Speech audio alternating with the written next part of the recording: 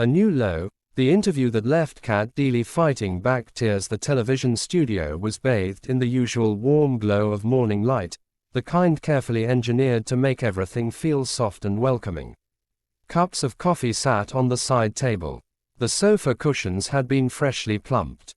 The autocue was loaded. Cat Deeley, with her trademark golden hair and disarming smile, settled into her chair as she did every morning, ready to connect, ready to listen, ready to guide viewers through another episode of This Morning. But nothing about what was about to unfold was ordinary. The woman in the green dress, her name was Sandra Elroy. She was 53 years old, from a quiet suburb outside Birmingham, and she wore a green dress that she had ironed twice that morning because she wanted to look presentable.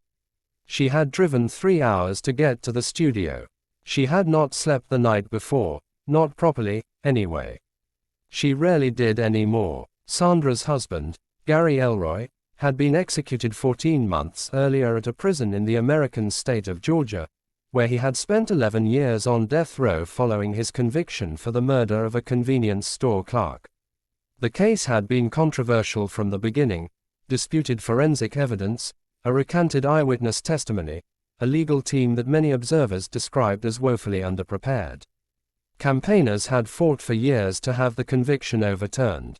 They had failed. Sandra had been there, in that small, clinical room with its thick glass and its plastic chairs. She had watched her husband of 22 years take his last breath. She had held his gaze through the glass until there was no gaze left to hold. Now she was sitting on a sofa in a television studio, and the cameras were rolling. The first wrong turn. The interview began gently enough. Cat, who had built a reputation as one of the warmest and most emotionally intelligent hosts on British daytime television, opened with care. She asked Sandra how she was doing. She acknowledged the courage it took to come forward and speak publicly. She let Sandra set the pace. But then came the producer's questions, fed through the earpiece, shaped not by empathy but by what researchers had flagged as areas of viewer interest. And somewhere in that gap between genuine human conversation and the machinery of television, something went badly wrong. "So, Sandra," Cat said, her voice shifting slightly, trained, professional, but betraying the faintest trace of discomfort, "can you describe for us what it was actually like to watch Gary die? What went through your mind in those final moments?" The studio fell quiet, not the comfortable quiet of a pause, but the sharp, airless silence of a room that knows it has just witnessed something it shouldn't have. Sandra blinked. Her hands, folded in her lap, tightened almost imperceptibly. She had prepared herself for difficult questions. She had not prepared herself for that question, not phrased that way, not so early, not so nakedly. She began, and then stopped. The moment everything changed. What followed was not television drama. It was something far more uncomfortable than that. It was reality, seeping through the carefully maintained membrane of the morning show format. Sandra spoke quietly and with extraordinary dignity. She described standing in that witness room. She described the sounds, the hum of the ventilation system, the shuffle of feet, the nothing that followed. She described the moment she realized the man she had loved, the man whose guilt she had never accepted, was gone. And as she spoke, Cat Deeley's professional composure, the armor that every television presenter constructs and wears as faithfully as a uniform, began, almost invisibly, to crack.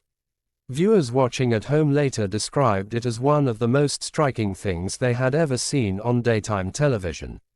Not because Cat cried, though she did, quietly, pressing her lips together and blinking hard in a valiant effort to hold it together, but because of the way her expression shifted from professional concern to something unmistakably human: guilt. She knew, in that moment, with Sandra's quiet, devastated voice filling the studio, Cat Deeley knew that the question had been wrong. That this woman deserved better. That the format that she served faithfully every single morning, had, on this occasion, failed someone who had already been failed too many times. The backlash. By the time the program cut to its first commercial break, social media was already moving. Disgraceful. That poor woman was asked to perform her grief for entertainment. Cat Deeley looked like she wanted the ground to swallow her. And fair enough. Sandra Elroy came to talk about wrongful convictions and instead got asked to describe watching her husband die.